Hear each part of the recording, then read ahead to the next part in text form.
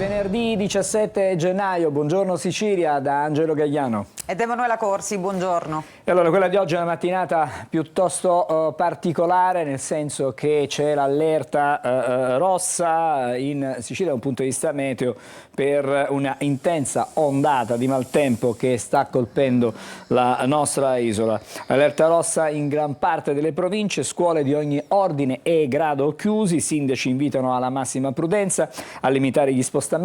Sentiamo il servizio e poi andremo anche da Emanuela per i quotidiani, ma cercheremo di capire qual è la situazione nell'isola proprio dal vivo. Intanto il servizio. La Sicilia nell'occhio del ciclone, con un'ondata di maltempo che già sta facendo sentire i suoi effetti. Pioggia battente, vento forte e mareggiate invitano alla cautela. Allerta rossa di protezione civile in gran parte dell'isola, l'altra in arancione, quindi in preallerta per quella che gli esperti meteo indicano una giornata particolarmente delicata dal punto di vista idrogeologico. Risveglio sott'acqua nel versante orientale dell'isola con strade ed autostrade allagate, delicata come al solito la situazione sulla 18 Messina-Catania che ad ogni pioggia subisce sistematici allagamenti.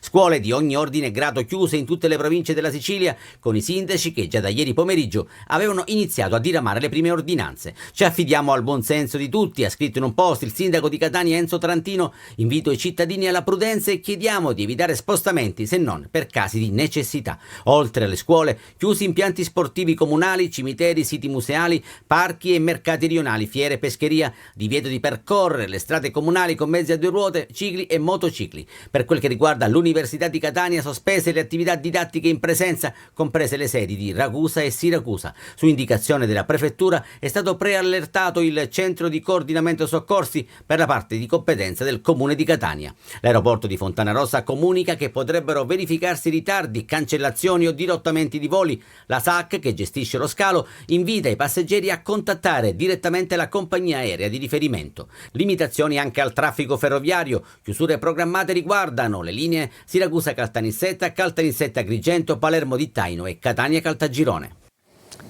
E adesso andiamo subito da Emanuela per i quotidiani sull'allerta meteo. Vediamo qualche provincia, Angelo, e allora partiamo dalla Sicilia, la pagina di Catania, vediamo qui in basso, allerta meteo, oggi scuole chiuse, stop alle attività di Uni-CT e CUS, l'allerta rossa appunto ha portato i sindaci del Catanese a chiudere per oggi le scuole, l'annuncio a Catania è arrivato alle 16:48 di ieri pomeriggio e ha riguardato anche altre attività. Il sindaco Enzo Trantino ha dato disposizioni per redigere un'ordinanza con effetto immediato e fino alle 24 di domani 17 gennaio, cioè di oggi praticamente 2025. Il sindaco che si trova a Roma in questo momento per i fondi del quartiere di San Cristoforo. E poi andiamo a vedere anche la Gazzetta del Sud.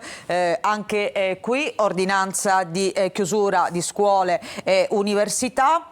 Come nel resto della Sicilia orientale, oggi allerta rossa che ha fatto scattare le contromisure dei sindaci, limitati i collegamenti ferroviari, lezioni sospese anche in molti comuni dei Nebrodi e sul versante tirrenico. Grazie Emanuela, allora andiamo a vedere qual è la situazione reale proprio nelle città siciliane. Andrei a Messina. Vedo già collegato con noi Francesco Triolo. Buongiorno Francesco, qual è la situazione questa mattina? Buongiorno Angelo, buongiorno a tutti. La situazione, come vedete alle mie spalle, è di una pioggia anche intensa, fitta, che si sta abbattendo in questo momento sulla città di Messina, che dovrebbe essere coinvolta ma in maniera marginale dal brutto tempo secondo le previsioni, perché il grosso è atteso soprattutto nella zona ionica, tant'è che sono previste raffiche di vento anche notevoli che dovrebbero superare i 70 km orari. Qui intanto piove, il cielo è completamente scuro, chiuso, c'è, come ha detto Manuela, come ha detto anche dai quotidiani, l'allerta rossa, scuole chiuse, università chiuse, i parchi pubblici, attività, impianti sportivi, tutto è stato deciso di tenere chiuso sino alla mezzanotte. Anche le autostrade siciliane hanno diramato un bollettino chiedendo di non mettersi in viaggio se non in caso di necessità, e quindi la situazione al momento è questa, anche se il grosso della perturbazione, visto che già piove, ti ho detto abbastanza intensamente, è atteso intorno alle 11, le 12 di questa mattina. Grazie allora a Francesco Triolo da Messina. Adesso andiamo a Ragusa, dove per noi c'è buongiorno Veronica Barberino. Là da quelle parti probabilmente le condizioni critiche riguardano il vento, vediamo anche alle tue spalle. Sì, c'è un fortissimo vento, qui vabbè dietro il mare non si vede in questo momento, ma è veramente agitato. Dalla sala operativa dei Vigili del Fuoco questa notte sono intervenuti per chiamate riguardanti danni provocati dal vento, come alberi pericolanti, cavi elettrici divelti, soprattutto nella zona appunto qui costiera, Santa Croce, Marina di Ragusa, dove siamo anche in questo momento. Però nulla di grave, per fortuna. Adesso stanno intervenendo verso Modica per un tendone pericolante, appunto sempre per il vento, e sempre per il vento a Vittoria per un solare termico, anche questo che il vento ha spazzato via.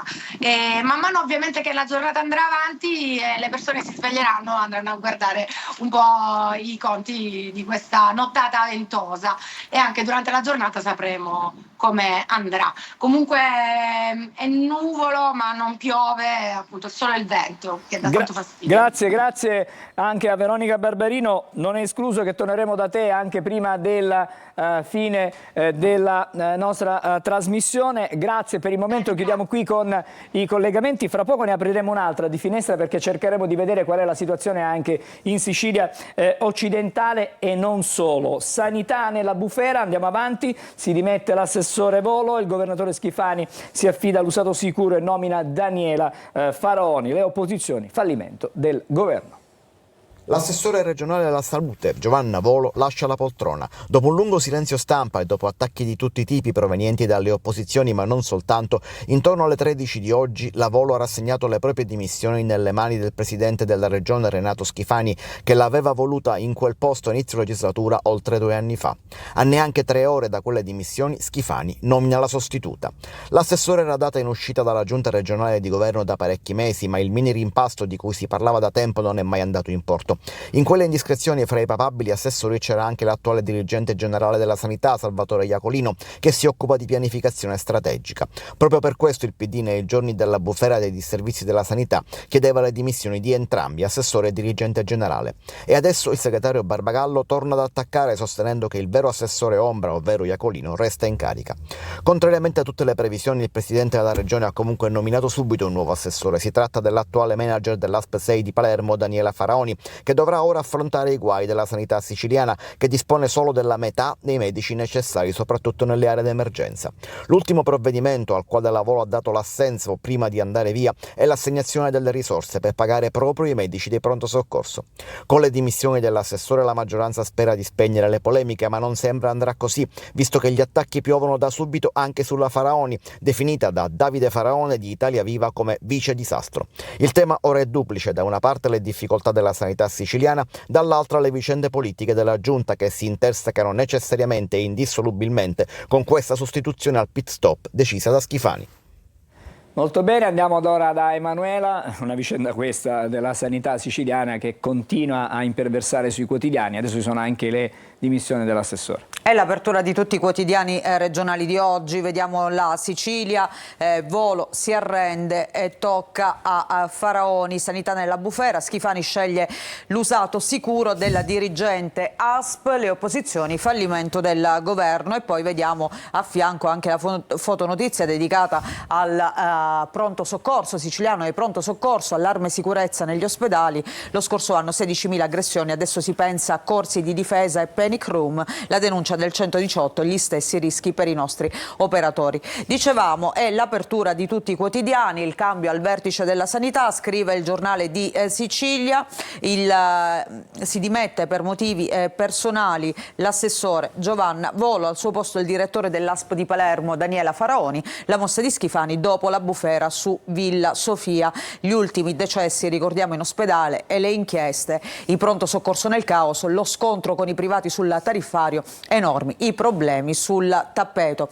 Anche la Gazzetta del Sud scrive: Intanto Papardo dissequestrate le 2 sale, questo per quanto riguarda la sanità appunto della provincia messinese. Caos sanità in Sicilia, si dimette l'assessora regionale Giovanna Volo. E ancora Repubblica Palermo, sfascio sanità, paga l'assessora, Volo lascia e arriva Faraoni. La titolare della salute si dimette dopo i disservizi e i morti in barella negli ospedali. Schifani la sostituisce con la manager dell'ASP di Palermo. Dem 5 Stelle, manovra di potere, e poi il lungo addio della fedelissima finita sotto tutela. Non decido nulla. Se voi vediamo anche qualche approfondimento, restiamo appunto su Repubblica Palermo, quindi a pagina 2 la malasanità che ferma Volo, addio alla giunta, al suo posto Faraoni.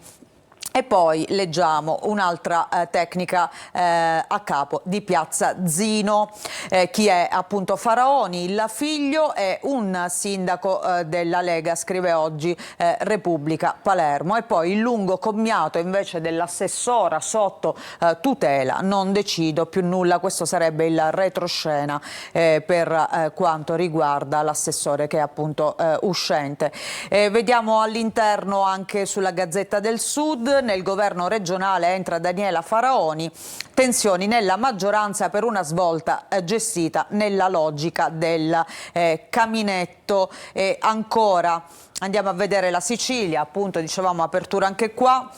Schifani punta sull'usato sicuro, scrive il quotidiano Oggi. Alla salute la manager dell'ASP, subito al lavoro senza apprendistato. Anche qui la Sicilia fa un ritratto del nuovo assessore regionale. La Lady di ferro in campo da 35 anni nel saliscendi tra sponsor e nemici. La vediamo qui a 64 anni, originaria di Serre di Falco, appunto è il nuovo assessore a capo della sanità regionale siciliana. Grazie Emanuela, e adesso ci occupiamo di un altro fatto di cronaca. Ergastolo per l'infermiere che ha ucciso 2 donne con un cocktail di sedativi. Lo ha deciso la Corte d'Assise di Catania, infatti avvenuti all'ospedale Cannizzaro.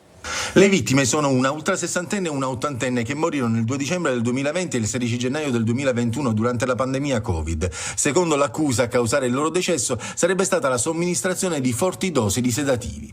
Per i giudici, questi sedativi li avrebbe praticati l'infermiere Vincenzo Villani Conti, 52 anni, ora condannato dalla Corte d'Assise di Catania all'ergastolo. L'inchiesta era stata avviata dopo una segnalazione alla procura da parte di 2 medici, uno psichiatra e uno psicologo che lo avevano in cura e che, dopo aver raccolto le sue confidenze, sospettosi sul fatto che fosse accaduto qualcosa di grave, hanno raccontato tutto in procura. In quel tutto ci sarebbero le frasi dell'infermiere che avrebbe detto loro di essere mosso da uno stato di preoccupante distacco emotivo maturato nei confronti dei pazienti a causa del comportamento vessatorio dei superiori. Insomma, secondo i PM, Villani Conti sarebbe stato spinto dalla rabbia verso l'azienda sanitaria che non l'avrebbe valorizzato abbastanza. Le vittime le avrebbe scelte a caso. A indagare la squadra mobile. Nel processo si erano costituiti come parte civile i familiari delle vittime, l'ospedale Cannizzaro e l'associazione Codici. I difensori dell'infermiere, gli avvocati Salvatore Liotta e Francesco Calabrese, che avevano chiesto l'assoluzione per la mancanza del nesso di causalità tra l'eventuale somministrazione dei farmaci e i decessi, come stabilito, sottolineano, dai periti della Corte che non hanno dato per certa la correlazione, attendono ora il deposito delle motivazioni per presentare il ricorso. Torniamo da Emanuela ai quotidiani. Sì, vediamo la Sicilia, pagina 6, eccolo qui l'infermiere killer che è stato condannato, condanna all'ergastolo, l'angelo della morte in corsia, l'infermiere accusato di aver ucciso 2 donne ricoverate iniettando dosi killer di sedativi.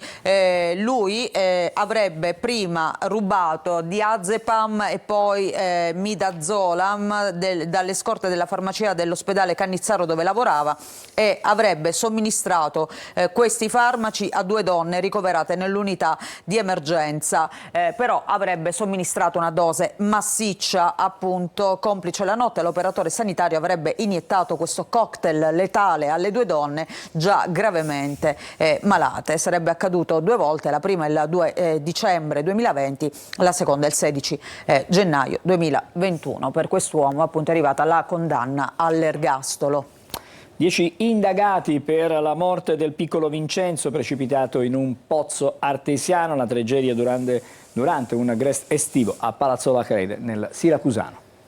Sono 10 le persone indagate per la morte di Vincenzo Lantieri, 9 anni, precipitato il 27 giugno scorso in un pozzo in contrada Falabia a Palazzola Creide. L'accusa è di omicidio colposo con l'aggravante di aver agito nonostante la previsione dell'evento. Vincenzo stava partecipando ad un gresto estivo. Secondo la ricostruzione della procura di Siracusa, il ragazzino era salito sulla copertura del pozzo ed aveva cominciato a saltarci sopra fino a quando il coperchio non aveva ceduto. Indagati il presidente del consiglio d'amministrazione e legale rappresentante della società cooperativa sociale La Contea Falabia per aver omesso, si legge, di adottare misure volte a segnalare e mettere in sicurezza il pozzo privo dei requisiti di sicurezza e non conforme alle normative vigenti. Stessa accusa per il proprietario del fondo. Indagate anche 5 educatrici dipendenti della fondazione Anfas di Palazzola Creide e 3 operatrici del servizio civile. Adesso torniamo di nuovo ai quotidiani, Emanuela. Sì, vediamo sulla Gazzetta del Sud, ma la notizia chiaramente è riportata su tutti i quotidiani, anche questa, e vediamo Siracusa, appunto bimbo perse la vita nel pozzo, ci sono 10 indagati, un avviso di conclusione indagine è stato emesso dalla procura di Siracusa in seguito alla morte, ricordiamo, del bambino, si chiamava Vincenzo Lantieri, 9 anni, deceduto all'interno di un pozzo in contrada Falabia a Palazzolo Acreide nel siracusano lo scorso 27 giugno. 10 le persone indagate con l'accusa di omicidio colposo con l'aggravante di aver agito nonostante la previsione dell'evento.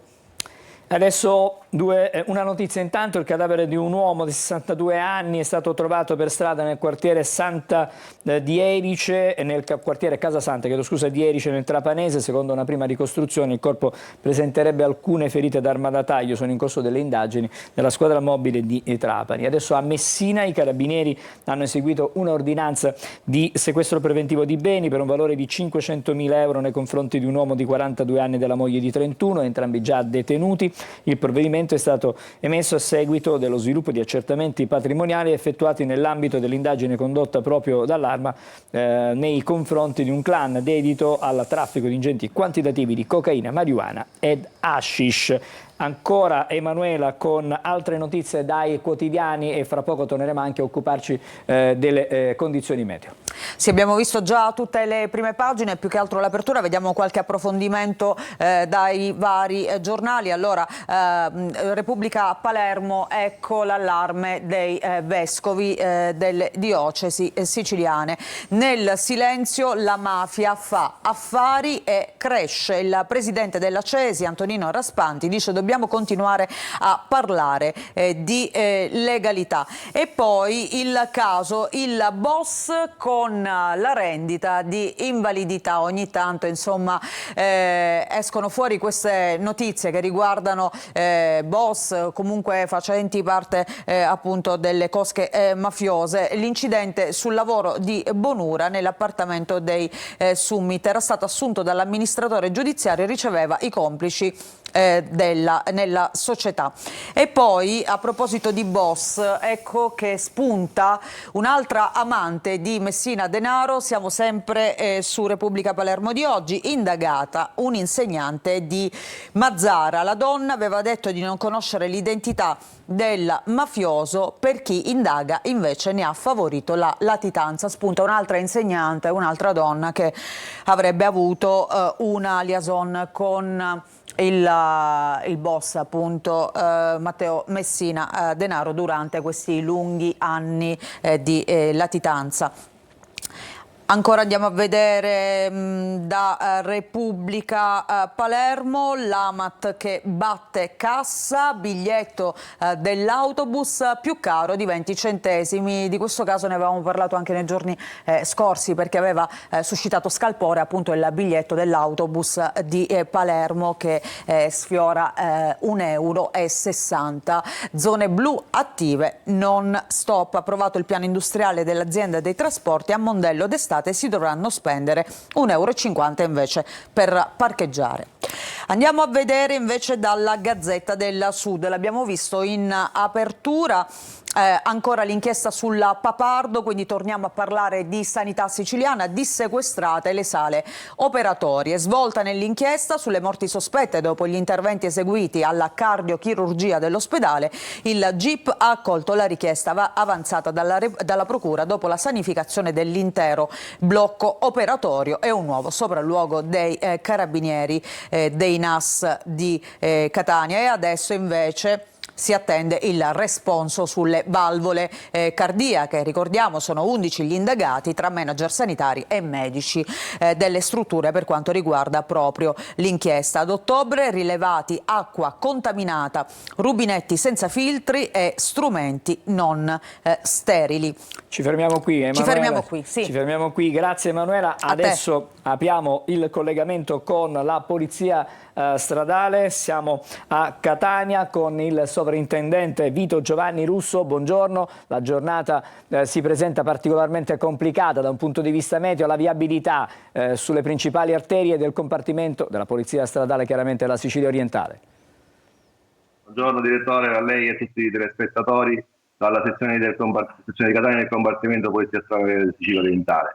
Oggi le avverse condizioni meteo e l'allerta rossa diramata dalla protezione civile su tutta la Sicilia orientale impongono una particolare attenzione da parte di tutti gli utenti della strada alle potenziali criticità che possono emergere durante la giornata. Pertanto vi consigliamo di evitare di mettervi in viaggio se non strettamente necessario.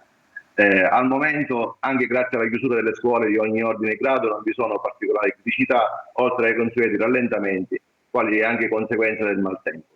In particolare sulla 18 Messina-Catania in direzione Catania si registrano rallentamenti tra Cireale e Catania, sulla diramazione della 18 in direzione di Catania Centro, stessi rallentamenti, e lo stesso dicasi per la tangenziale di Catania, sin dallo singolo paese in direzione sud. Sulla A19 Catania-Palermo persiste la chiusura del singolo di Enna in entrata e in uscita, sulla gareggiata direzione Palermo, quindi chi proviene da Catania è consigliabile l'uscita Mulinello o di Taino. Per quanto riguarda le strade statali abbiamo qualche rallentamento rilevabile sulla strada statale 121 tra Piano Tavola e Mestre Bianco in direzione Catania, mentre sulla strada statale 192 parla di Taino, la stessa è interdetta al traffico in entrambe le direzioni per la demolizione dell'omonimo ponte ed è quindi necessario il percorso alternativo dell'autostradale della 19 utilizzando gli svincoli di Agira e Catena Nuova e viceversa. Vi raccomando sempre il rispetto delle norme di comportamento previste al codice della strada. In particolare oggi, con le attuali condizioni meteo, vi ricordo che il codice della strada prevede che in caso di pioggia e di precipitazioni atmosferiche in genere, i limiti di velocità siano ridotti a 110 km/h sulle autostrade e a 90 km/h sulle strade extraurbane principali. Velocità che responsabilmente va ulteriormente adeguata alle condizioni del traffico, della strada, del probabile limitato campo di visibilità del conducente dovuto alla pioggia incessante. Con questo consiglio dal compartimento Polizia Stradale Sicilia Orientale, insieme ai tanti colleghi oggi impegnati sul territorio per la vostra e nostra sicurezza, vi auguro una serena giornata e un buon weekend. Grazie al sovrintendente Vito Giovanni Russo dalla Polstrada, compartimento Sicilia Orientale. Adesso, prima di andare a vedere qual è la situazione del traffico a Catania città, vado a Palermo perché abbiamo visto qual è la situazione a Messina, a Ragusa, adesso Palermo. Quali sono le condizioni meteo, anche se da quelle parti vedo delle belle nuvole, insomma, poco rassicuranti. Marco. Sì, a Palermo oggi è allerta arancione, quella che vedete appunto alle mie spalle è la città di Palermo e quelle sono i nuvoloni che in questo momento stanno appunto interessando il capoluogo siciliano. Al momento non piove, meglio piovigina, ha piovuto forte fino alle 6 del mattino. Un'altra intensa pioggia, copiosa pioggia ci sarà tra le 12 e le 13 di oggi. Al momento però non ci risultano disagi particolari nelle zone che poi facilmente nelle strade che poi facilmente si allagano a causa delle piogge. Parlo di Mondello, parlo di Partanna, parlo di via Ugo La Malfa, parlo di via Imera, però ovviamente la raccomandazione è quella di non uscire. Il sindaco ha anche raccomandato di non uscire in orari particolari della giornata, soprattutto un orario abbastanza rosso tra virgolette, potrebbe essere quello che ho appena detto, quello tra le 12 e le 13, poi anche quello tra le 15 e le 16. Dunque l'allerta è arancione, le scuole sono regolarmente aperte, non invece in alcuni paesi in provincia di Palermo come Villabate e Bagheria. Grazie Marco Gullan, anche con te, se dovesse essere chiaramente necessità ci ricollegheremo nel corso della mattinata e ci aggiornerei chiaramente anche nel corso dei nostri telegiornali. Buon lavoro a Marco Gullan, adesso... Grazie. Adesso andiamo a vedere la situazione del traffico. Come vedete le scuole chiuse, il traffico assolutamente tranquillo, normale. Siamo all'altezza della circonvallazione qui a Catania, Tondo Gioieni, poche le auto in movimento e non ci sono criticità, ma vedete il manto stradale chiaramente bagnato per la pioggia. Dalla Tondo Gioieni andiamo in via Vincenzo Giuffrida, anche qui situazione assolutamente di assoluta calma, con un traffico che è quello dei giorni festivi, cioè quando praticamente le scuole sono chiuse, gli uffici anche, ma in questa circostanza gli uffici sono aperti chiaramente, ma in realtà però il traffico veicolare è assolutamente normale. Bene, allora possiamo tornare adesso in studio solo per dire che ci fermiamo pochissimi momenti, dopodiché torneremo da Emanuela Corsi per la rassegna stampa con i quotidiani nazionali fatti dall'Italia e dall'estero.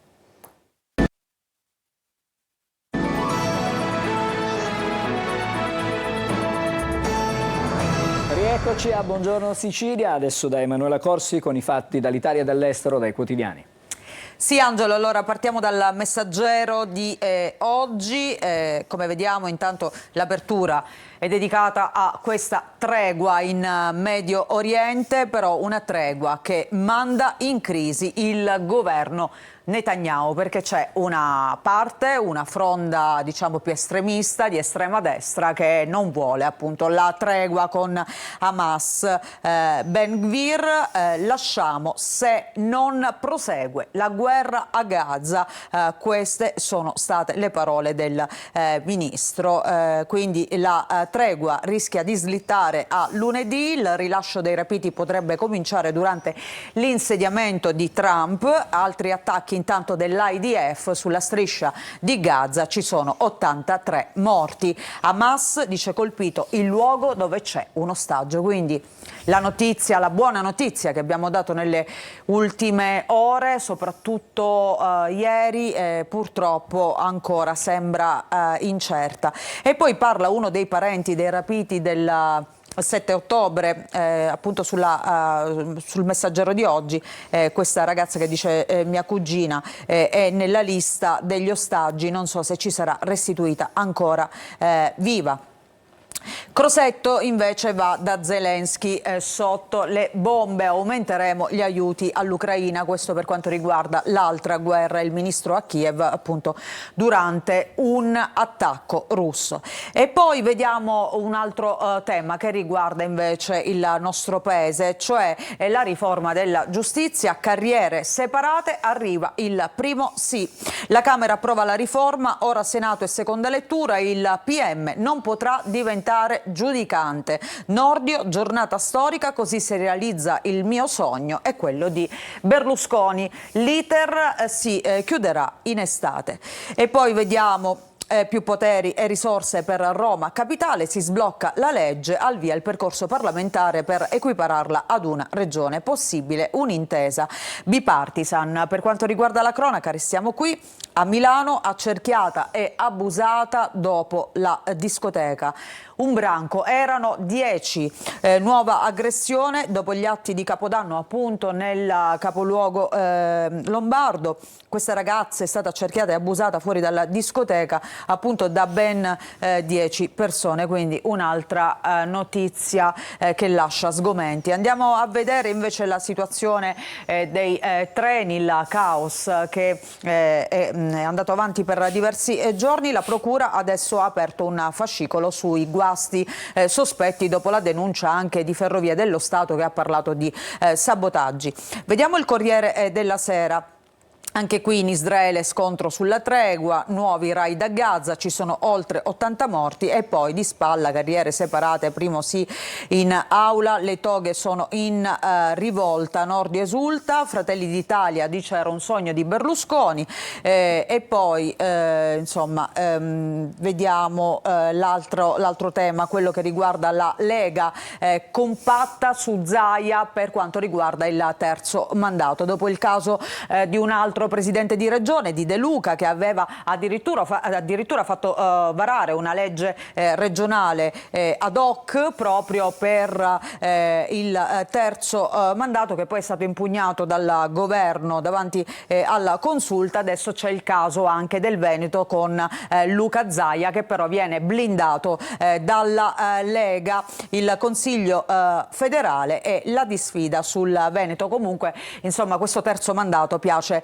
in maniera trasversale un po' a tutti, anche ai sindaci. Il manifesto guarda come rappresenta appunto la firma della tregua. Con il sangue. Dopo l'annuncio della tregua a Gaza resta l'inferno, i raid israeliani uccidono 87 palestinesi. A Tel Aviv l'ultradestra minaccia di lasciare il governo per l'accordo con Hamas e fa slittare il voto decisivo. Netanyahu rassicura la guerra riprenderà dopo il rilascio degli ostaggi. E poi andiamo a vedere anche il resto del Carlino, vi faccio vedere la fotonotizia nel taglio centrale, ritorno nella villetta degli orrori dove sono stati trovati i corpicini di 2 neonati, la mamma Chiara Petrolini è agli arresti domiciliari a Traversetolo, è accusata di avere seppellito i suoi neonati in giardino e la vediamo appunto in questa foto ripresa sul balcone dove si è consumata questa doppia tragedia, possiamo dire familiare. E poi vediamo altre notizie per quanto riguarda la Champions a Bologna, vigilia blindata, attesi 3.000 tifosi del Borussia Dortmund, quindi controlli rafforzati. E poi vediamo nel taglio basso esce un libro a 25 anni dalla morte di Craxi, le lettere di Craxi, Silvio, grazie. Se abbiamo ancora il tempo di vedere qualche altra notizia, il Sole 24 Ore, vediamo l'apertura, piano per l'Ires premiale permanente. Il governo vuole stabilizzare lo sconto alle imprese e ridurre l'IRPEF al ceto medio, spazio anche alla revisione del calendario e delle regole sul concordato preventivo, quindi rendere strutturale l'Ires premiale, cioè cos'è? Il taglio di 4 punti percentuali dell'imposta pagata sul reddito delle imprese che investono in beni strumentali di transizione 4.0 e 5.0. Questo è l'obiettivo del governo annunciato appunto dal vice ministro dell'economia Leo.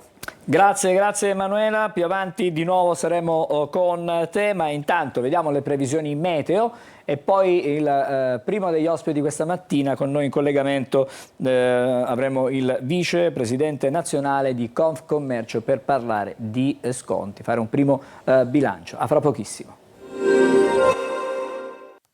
Bentrovati da Clara Ventura di Trebi Meteo. Nella giornata di venerdì sole protagonista al nord e sul medio-alto versante tirrenico, maggiore variabilità sul medio Adriatico e al sud, sulla Calabria forte maltempo, così come anche sulla Sardegna e sulla Sicilia, dove avremo piogge, rovesci, acquazzoni e temporali di forte intensità. Non sono infatti esclusi possibili nubifragi e rischi idrogeologici. Attenzione a eventi che soffieranno tempestosi ovunque, le temperature massime non andranno oltre i 16-17 gradi. E dunque nella giornata di sabato contesto variabile sulla Sicilia, non mancheranno ampie schiarite del cielo, ma saranno ancora possibili dei fenomeni a carattere sparso meno abbondanti rispetto a quelli di venerdì. Temperature massime che non subiranno particolari variazioni. Localmente infatti si toccheranno ancora i 15-16 gradi. Tutti i dettagli sull'app di Trebi Meteo. Eccoci di nuovo insieme e adesso, come annunciato, parliamo di saldi. Do il benvenuto e il buongiorno a Patrizia Di Dio. Buongiorno. Buongiorno a voi. Vicepresidente nazionale di Confcommercio. Allora, i primi dati, le prime indicazioni di questa stagione di sconti invernali non sono esattamente, diciamo, confortanti. Ci conferma questo lei?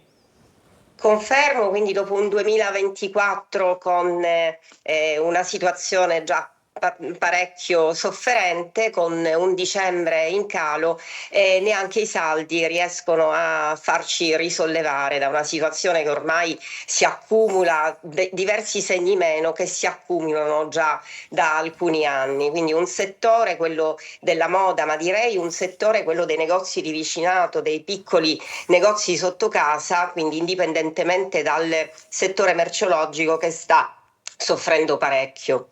A rischio non solo soltanto le attività, ma tanti di conseguenza posti di lavoro.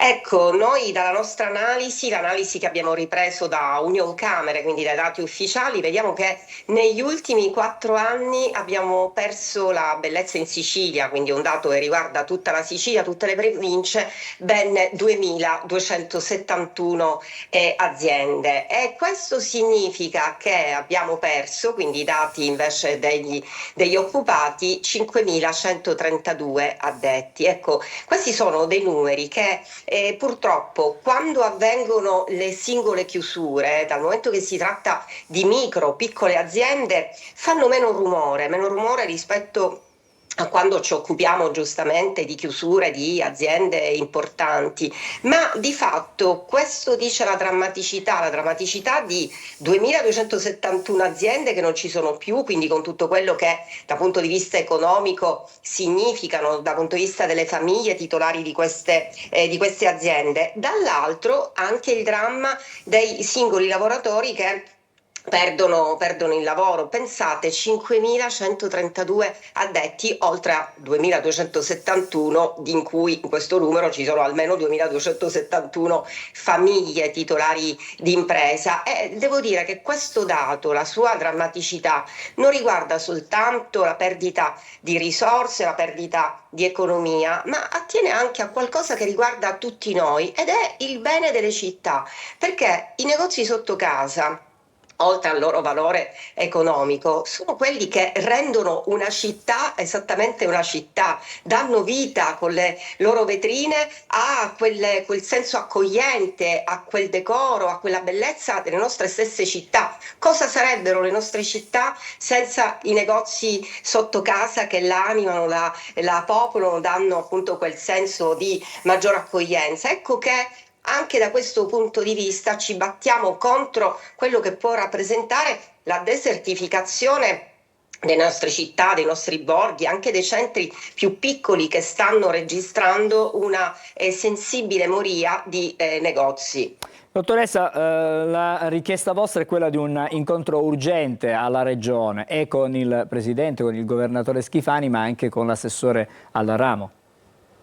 E devo dire che la nostra richiesta è già stata accolta. Proprio nella giornata di ieri abbiamo incontrato l'assessore Edi Tamaio, che non soltanto ha recepito assolutamente la drammaticità e l'importanza, ma anche l'importanza e l'urgenza di intervenire, perché questo riveste un interesse che non attiene oltretutto soltanto a una categoria così importante, così rappresentativa del commercio, del terziario di mercato, ma anche per l'interesse globale che rappresenta. Quindi questo l'assessore Edi Tamaio insieme all'assessore all'economia Alessandro Dannino, col quale abbiamo anche con lui già parlato, hanno mostrato grande interesse e la necessità e l'urgenza di mettere a terra da subito delle soluzioni, comunque degli strumenti, qualcosa a sostegno di questo comparto. Attenzione, non abbiamo parlato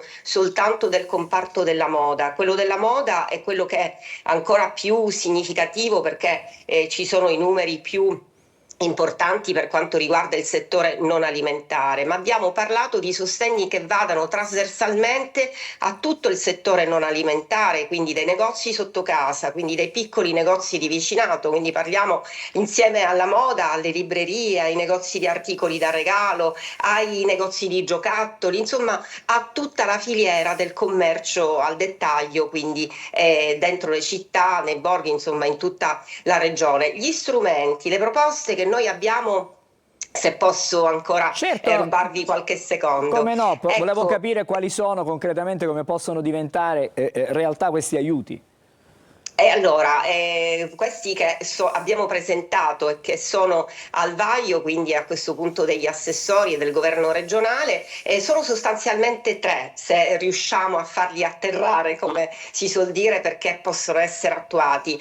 Il primo, un bonus immediato, un sostegno immediato a tutte le aziende che dal 2019, quindi pre-pandemia, hanno subito le maggiori riduzioni di fatturato, quindi degli interventi in scala in base alle perdite più o meno maggiori. E il secondo, un bonus avviamento, un bonus appunto da utilizzare per tutti i codici Ateco di cui ho accennato, quindi dei negozi sotto casa, da parte dei consumatori per poter spendere giusto in questi negozi che sono aziende siciliane. Il terzo, l'intervento da un punto di vista finanziario con tassi a tasso zero attraverso appunto il sostegno della regione affinché il maggiore indebitamento, le scoperture bancarie, tutto quello che le aziende, gli imprenditori hanno dovuto sostenere in questi anni per tenere botta, cioè per riuscire ad andare avanti e magari a non licenziare, e provare ancora ad avere speranza di futuro, di prospettive di futuro, ecco, questo indebitamento magari sostenuto nella restituzione da interessi a tasso zero, proprio quegli interessi invece che proprio in questi anni sono cresciuti in maniera esponenziale, lo sappiamo. Ma tutto questo, ecco, abbiamo pensato anche ai consumatori, perché la crisi di questi settori fa il paio con il calo del potere d'acquisto dei consumatori, con il calo delle possibilità di spesa di una larga fascia della popolazione, anzi direi non soltanto ormai più le fasce più fragili, più deboli, ma anche il cosiddetto ceto medio. Quindi in effetti ormai si riduce al lumicino tutta una serie di spese, dal momento che le famiglie sono oberate dagli aumenti che abbiamo avuto in questi ultimi anni. Prima di salutarci, i tempi che chiaramente non saranno immediati, però queste vostre proposte potrebbero vedere la luce nell'arco, che ne so, della prossima stagione? Ma assolutamente sì, noi consideriamo certamente qualche mese, perché bisognerà fare dei provvedimenti ad hoc se così come ritenuto e così come dichiarato ieri c'è la volontà di sostenere, quindi dovrebbe esserci adesso passare la palla, abbiamo passato la palla al governo attraverso gli assessori affinché si possano studiare gli strumenti, ma ritengo che nel giro di pochi mesi prima dell'estate potremmo avere le soluzioni richieste. Grazie, intanto in bocca al lupo per tutti gli associati, per tutte le aziende, per tutti i lavoratori che evidentemente stanno vivendo un momento complicato, difficile della loro attività e della loro vita professionale. Grazie ancora a Patrizia Di Dio, che è la vicepresidente, lo ricordiamo, nazionale di Confcommercio. Grazie ancora, una buona giornata. Una breve sosta adesso per noi, fra poco parleremo di teatro, restate insieme a noi perché Buongiorno Sicilia continua.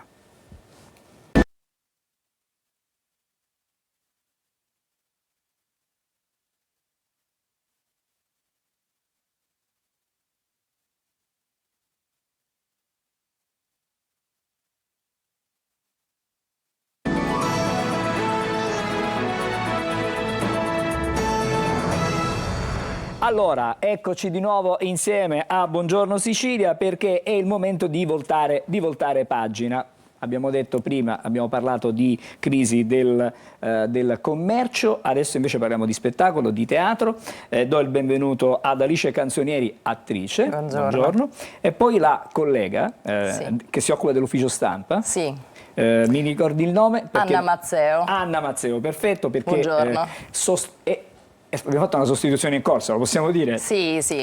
Oh, benissimo, perché il regista che attendevamo stamattina, Salvatore Greco, in realtà è sopraffatto dalle emozioni. È stanco da ieri sera, sopraffatto dall'emozione, giusto? E quindi giustamente ha chiesto. Ne approfittiamo per salutarlo. E lo salutiamo. Allora, buongiorno Salvatore Greco, adesso parliamo con Anna e con Alice. Vorrei partire con Alice, perché il tuo...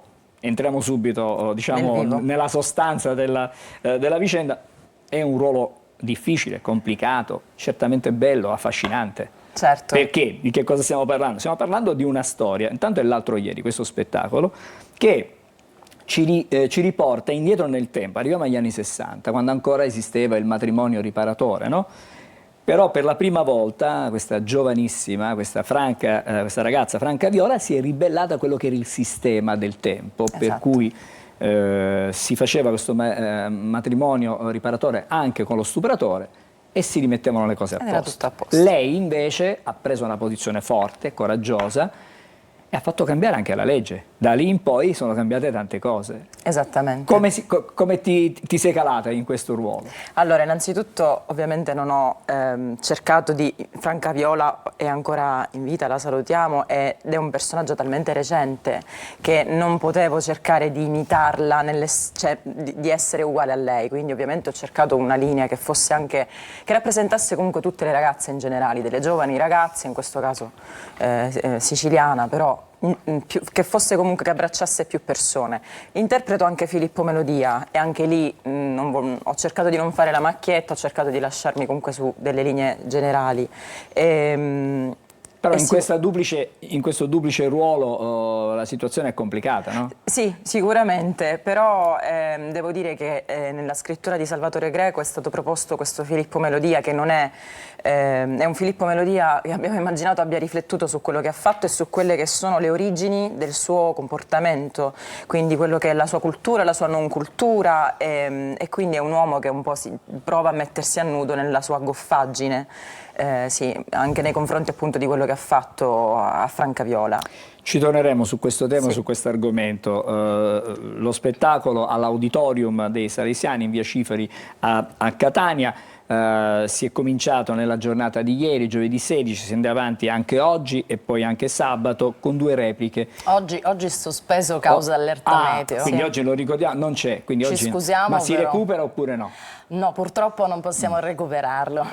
Però il ruolo delicato, vedi, dell'ufficio stampa, in questo caso della collega Anna Mazzeo, è tenere le fila anche di tutte queste, anche questi imprevisti in qualche modo. Perché... infatti sarà oggi, come dire, mi impegnerò ad avvertire tutti gli ospiti che stasera avrebbero partecipato allo spettacolo, quindi ci scusiamo, però sicuramente la sicurezza viene prima di ogni cosa. Indubbiamente, stamattina noi abbiamo fatto un'ampia pagina, abbiamo dedicato un'ampia pagina al Maltempo, ci torneremo fra non molto con altre informazioni, con altri approfondimenti.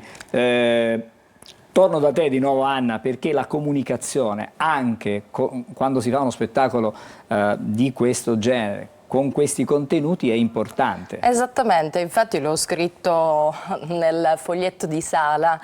Salvatore mi ha chiesto di intervenire e lasciare, diciamo, una nota scritta e ho pensato all'importanza dell'incarico di ufficio stampa, che non è una responsabilità solo nei confronti del regista con cui hai stretto, diciamo, l'accordo, ma in questo caso, visto la tematica così importante, attuale, lo spettacolo toccante, è una responsabilità collettiva, quindi ho sposato la causa a tutti gli effetti e cerco di impegnarmi e cercare appunto di soddisfare tutte le aspettative della situazione. Lo fai molto bene. Grazie, grazie. Non è di parte, però non è di parte, assolutamente. Volevo dire che comunque l'Associazione Capolavori è un'associazione culturale nata nel 2019, quindi piuttosto recente, è un teatro che si occupa di teatro indipendente, teatro sociale, e non ha ancora una sede. Però l'auspicio di Salvatore Greco è riuscire a portare il teatro laddove le persone non sono abituate o non andrebbero mai di propria iniziativa ad uno spettacolo teatrale, quindi vuole compartecipare tutta la società e tutto il territorio. Torno da Alice perché questo spettacolo ha una serie di punti fermi, no?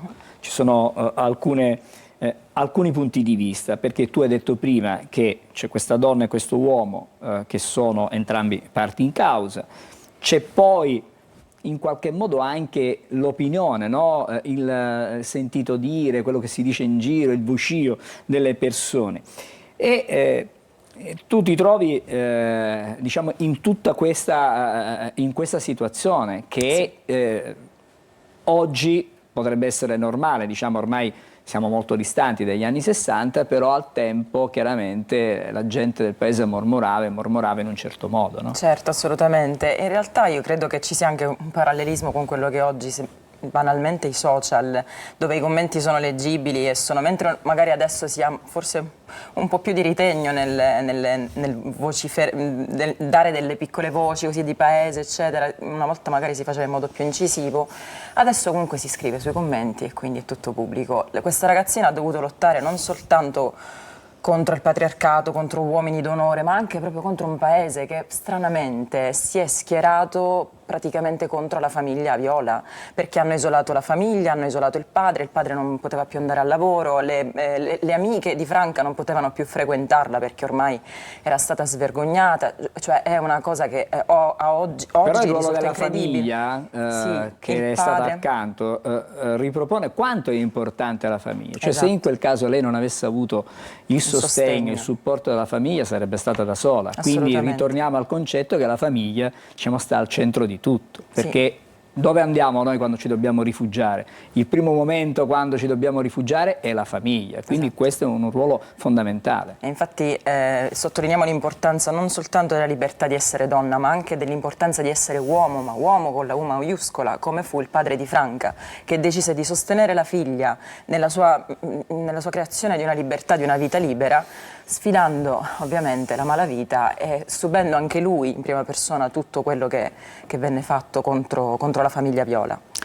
L'altro ieri, torno al titolo, l'altro ieri, e così andiamo a chiudere questo nostro incontro di oggi, è un titolo per dire che è troppo vicino, è vicinissimo ancora a noi, possiamo guardare avanti, possiamo cambiare completamente strada. Ci sono dei punti di contatto fra quello che è successo e quello che è oggi? Certamente, come dicevamo poc'anzi, l'argomento resta ancora di grande attualità, purtroppo direi, quindi l'altro ieri è un tempo che sta in mezzo e serve a conciliare, a fare da ponte appunto tra il passato e la svolta anche legislativa che è riuscita a creare e determinare Franca Viola con il suo no e quello che auspichiamo per il futuro con una maggiore emancipazione e parità dei sessi senza alcuna violenza di genere. Soprattutto con una cultura diversa. Ecco, è un cambiamento culturale necessario. Ci tengo a dire che questo spettacolo è uno spettacolo apripista a una serie di eventi che andranno in scena quest'anno da maggio a giugno per celebrare il centenario della nascita di Nando Greco, padre di Salvatore, nonché altro artista perché ha fondato il Teatro Club a Catania, quindi Salvatore ha avuto il privilegio di crescere esattamente in un ambiente fatto, contaminato da artisti, attori e da questo appunto deriva la sua creatività. La passione poi si coltiva da piccoli e quando c'è la famiglia che nel caso chiaramente di Franca, in questo caso di Salvatore, in qualche modo instradano con degli esempi positivi che ci aiutano poi, no? Inoltre questo spettacolo sostiene la ricerca sulla LAM, una malattia rara che colpisce il sistema polmonare e che purtroppo in prevalenza colpisce le giovani donne. Quindi già che è una malattia rara abbiamo voluto sostenere questa ricerca scientifica e inoltre ieri a teatro abbiamo aderito alla campagna antiviolenza Un posto occupato, proprio per dare accoglienza idealmente a una delle tante vittime di femminicidio che ancora purtroppo la cronaca racconta. Troppo. Purtroppo troppo. Allora, grazie per essere state con noi questa mattina ad Alice Canzonieri, che è l'attrice che interpreta in questa doppia veste, sia Franca Viola che lo stupratore Filippo Merodia. Grazie anche alla collega Anna Mazzeo, che ci ha raccontato dello spettacolo ma anche delle iniziative chiaramente che la compagnia intende portare avanti e che sta portando avanti. Salutiamo Salvatore Greco, magari ci sta guardando da casa, una buona giornata anche a lui. Ci dobbiamo fermare, il tempo qui è qualcosa che ci insegue in maniera inesorabile ogni mattina. Torniamo a parlare di meteo fra pochissimo, lo faremo con un esperto. Restate con Buongiorno Sicilia.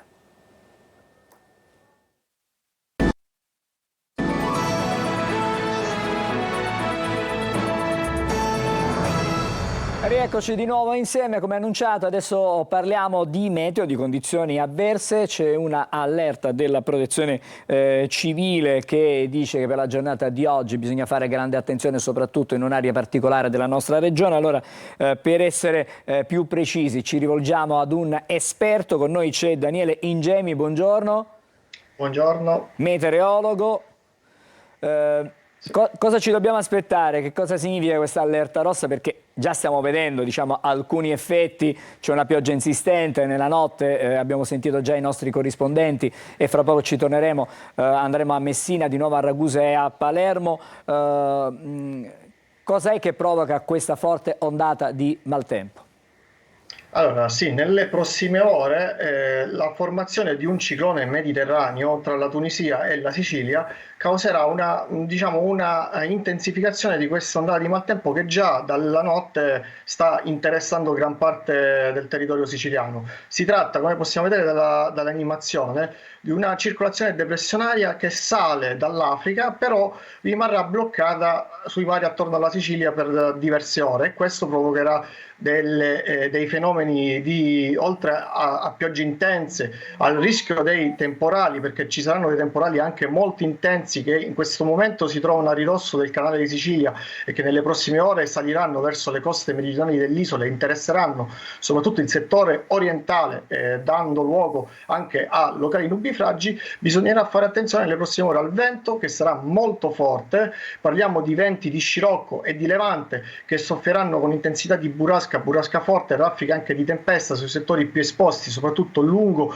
tutta la costa meridionale e la costa orientale. Raffiche potranno raggiungere anche i 70, 80, 90 km/h. E poi l'altro fenomeno, ecco, possiamo vedere in tempo reale la webcam di Rifugio Sapienza, dove sta nevicando in maniera copiosa. Nelle prossime ore nevicherà, anche se la quota neve si alzerà intorno ai 1.800-1.900. Ecco, al di sopra di quella quota sarà solo neve, e quindi con queste precipitazioni abbondanti sono attesi accumuli di neve che potranno superare il 2 metri di altezza sulle aree sommitali dell'Etna.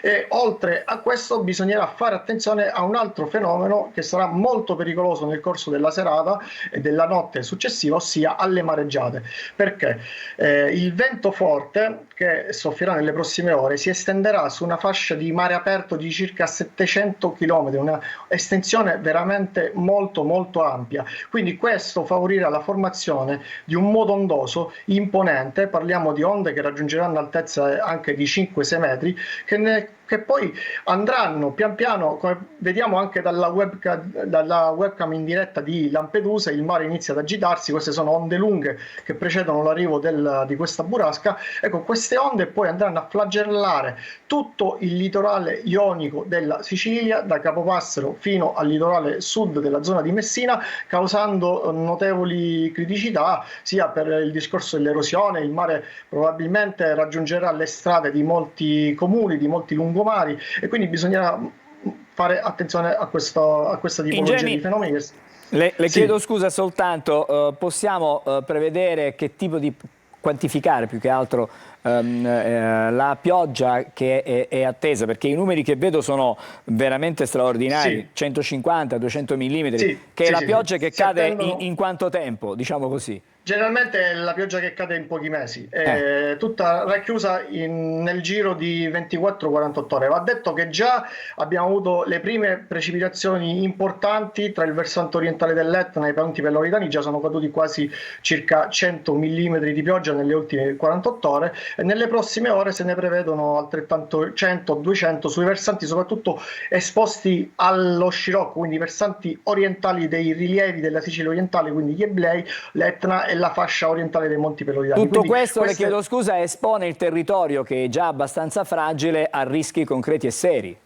Assolutamente, avremo rischi di carattere sia idraulico, quindi il rischio di allagamenti, di locali allagamenti e di possibili esondazioni di corsi d'acqua e di torrenti, e poi anche il rischio idrogeologico, quindi la possibilità di avere anche alla fine di questa ondata di maltempo, ossia nel fine settimana, smottamenti o delle frane, soprattutto su quei territori vulnerabili, ad esempio l'area dei Monti Peloridani, che è particolarmente avvezza a questa tipologia di fenomeni, soprattutto in concomitanza di eventi precipitativi importanti racchiusi in spazi temporali ristretti. Dove siamo qui con queste immagini che viene proposta? Qui siamo a Giardini Naxos, ecco, questo è il mare che inizia pian piano ad agitarsi. Ecco, per il momento siamo in uno stato del mare di molto mosso, non preoccupante, ma nelle prossime ore in quest'area il mare raggiungerà forza 6 della scala Douglas, parliamo di molto agitato, fino a localmente grosso, con onde che raggiungeranno i 5-6 metri. Queste onde che ci raggiungeranno nel corso della nottata in questo momento si stanno formando in mare aperto, quindi ci vorrà del tempo prima che raggiungano le coste orientali della Sicilia. Prima di chiudere questo nostro collegamento di stamattina, le volevo chiedere anche, possiamo fare una previsione per quanto durerà questa condizione, diciamo, di grande instabilità atmosferica e di maltempo? Allora, diciamo che i temporali, quelli che sono gli osservati speciali che caratterizzeranno questa ondata di maltempo, risaliranno la Sicilia orientale nel corso della seconda parte del giorno e della nottata, raggiungendo il Messinese e le coste della Calabria già in nottata.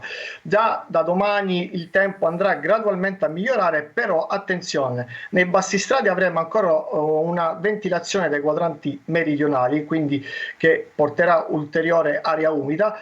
L'atmosfera, pur essendoci le prime schiarite, rimarrà instabile, quindi fino a domenica ci sarà il rischio di altri rovesci e temporali, però saranno più isolati, meno frequenti e soprattutto più localizzati.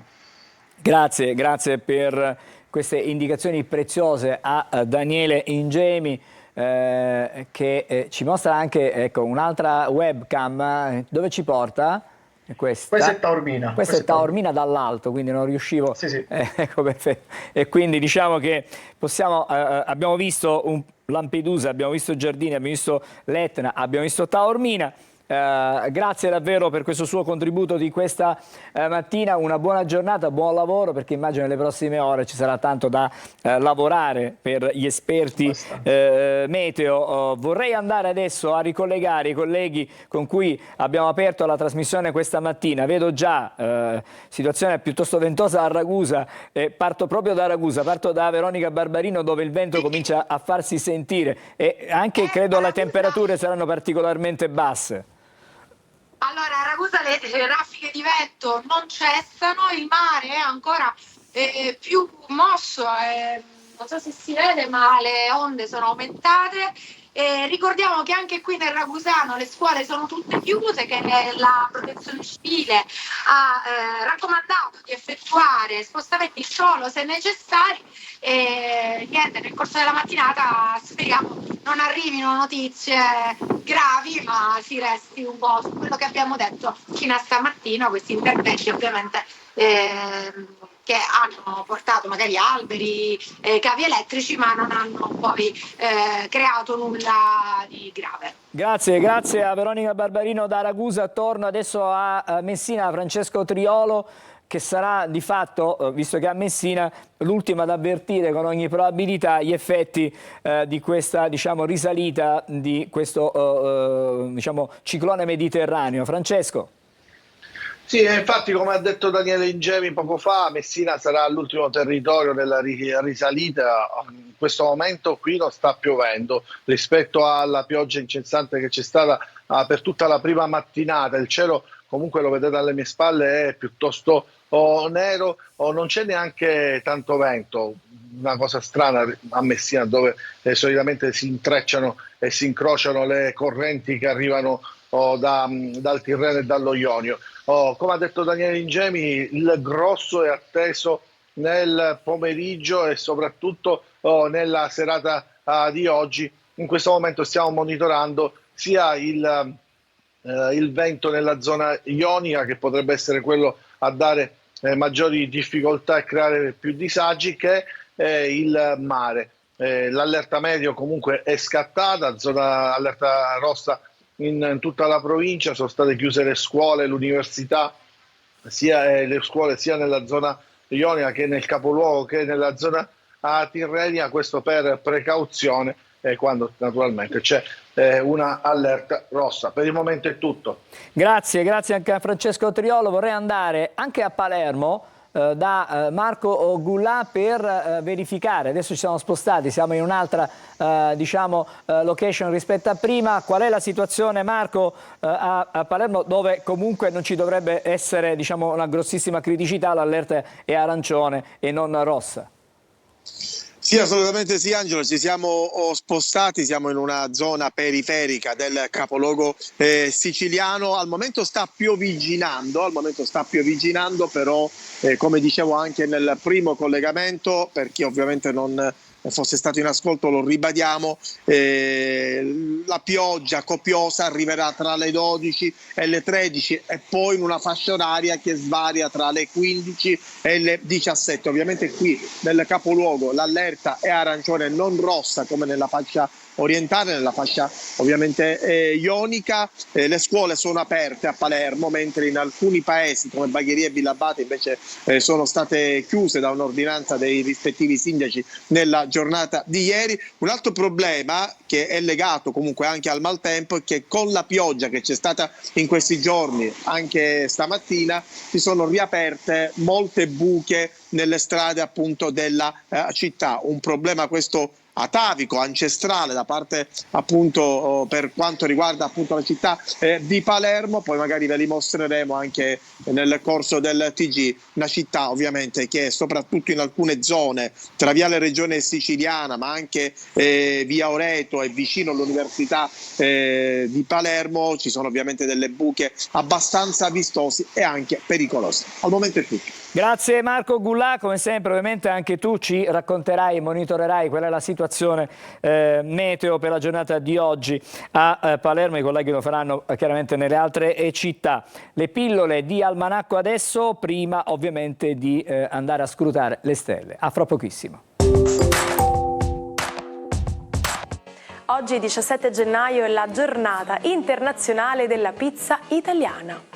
Il World Pizza Day cade ogni anno nel giorno di Sant'Antonio Abate, l'eremita del III secolo che rinunciò alle sue ricchezze per dedicare la sua vita agli altri. È considerato il fondatore del monachesimo cristiano, ma anche il patrono dei fuochi e di tutte quelle professioni che al fuoco sono strettamente legate, come pizzaioli, fornai e pompieri. Questa giornata mondiale ogni anno viene celebrata con grandi festeggiamenti, tra incontri in piazza e dirette streaming che coinvolgono esperti e pizzaioli di tutto il mondo. Ma sapete come funziona una caffettiera? Nella caldaia della caffettiera, messa sui fornelli, si accumula pressione che spinge l'acqua lungo un filtro a imbuto e la fa gorgogliare nel caffè macinato e infine fuoriuscire nel raccoglitore. Il caffè è pronto e il profumo ha già riempito tutta la stanza.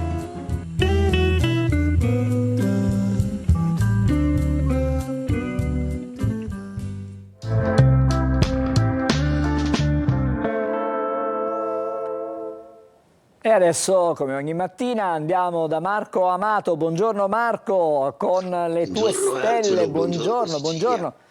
Tazzina di color mattone quasi.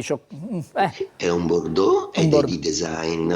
Proprio perché oggi mi piaceva l'idea di dare un tocco diverso all'argomentazione, perché i pianeti fanno dei giochi un po' particolari che ora vi racconterò. Andiamo allora, vediamo come giocano stamattina i pianeti. allora non è un caso che in un momento così pieno di piogge e nubifragi è proprio il pianeta Nettuno a scatenarsi e dialogano proprio il Sole e Nettuno. Proprio in questo frangente il Sole è negli ultimi gradi del Capricorno, mentre Nettuno è negli ultimi gradi dei Pesci, si scatena un po' quella forza di identità rispetto proprio alla psiche e all'anima. Bene, andiamo così. Ariete. Per l'Ariete la psiche oggi è particolarmente evidente, forte, emotiva, un Ariete guerriero in genere, ma che oggi ha bisogno fortemente di un abbraccio, non c'è niente di male. Toro, vi fanno gioco questi rapporti planetari, ma non solo, la Luna oggi è in Vergine, per cui potrete assolutamente riprendere un dialogo importante con una persona che amate. Fortuna in amore questo weekend. Gemelli, le configurazioni di oggi non sono per niente carine, proprio perché oggi è una giornata dedicata alla confusione, un po' anche alla dispersività. Molti di voi decideranno di lasciare perdere alcuni impegni che proprio non gradiscono e che oggi viene un po' difficile portare avanti. Cancro, una giornata oggi che prevede una luna molto comunicativa, Nettuno e Sole peraltro vi aiutano fortemente oggi a recuperare e a capire nel rapporto di coppia quali sono le dinamiche da curare, miglioramento nella fase affettiva. Leone, giornata oggi un po' complicata con tutta quest'acqua per voi, proprio perché sarete messi alle strette da qualcuno che vi ama e che vi chiede conto e ragione. Cari Leone, a volte succede anche a voi. Vergine, oggi la Luna è ospite nei vostri gradi, per cui la Luna con la sua empatia cercherà di gestire un po' i moti ondosi e ondivaghi di Nettuno e Sole.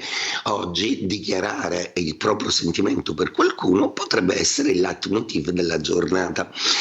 Bilancia, giornata oggi anche per voi un po' confusa, proprio perché il Sole è negli ultimi gradi di quadratura, per cui decisioni che tardate a maturare, delle decisioni che però non potranno essere disattese per molto tempo. Dovete insomma addivenire a una scelta. Scorpione, la giornata di oggi è una giornata molto positiva per le configurazioni planetarie e soprattutto per i sentimenti e tutto quello che riguarda la vostra vita intima e di coppia.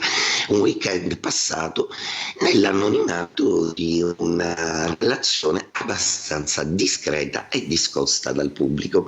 Sagittario, giornata oggi un po' complessa, spese impreviste o degli obblighi a fare, a andare in posti in cui proprio non andava. Non è un weekend libero o leggero, per cui dovrete ottemperare ad alcuni obblighi che avete preso. Capricorno, proprio il Sole oggi che poggia nei vostri gradi chiede a Nettuno un maggiore ammorbidimento ed lo otterrete perché oggi sarete più sicuri nei sentimenti e qualche certezza per una volta tanto vi viene data anche dal partner. Acquario, la giornata di oggi è una giornata molto complessa e confusa proprio perché accade tutto vicino ai vostri gradi e anche la Luna troppo distante in gradi non vi aiuterà. Oggi probabilmente dovrete rinunciare a degli impegni e non importa se siete perplessi, oggi va assecondato il flusso per come si presenta, non tenete conto dell'agenda. Pesci, uno dei due segni zodiacali che oggi ha maggiore rilevanza proprio perché il Nettuno è ancora nei vostri gradi. Questo determinerà una capacità empatica e partecipativa da parte vostra un po' a tante direzioni. Oggi sarete in grado di soccorrere qualcuno. E detto questo, auguro a tutti i 12 un buon weekend e buon fine settimana, Sicilia.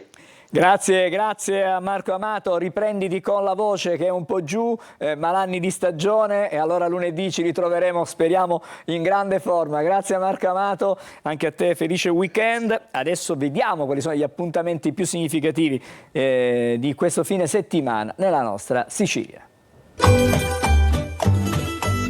Weekend in Sicilia, tutto il meglio degli eventi da non perdere.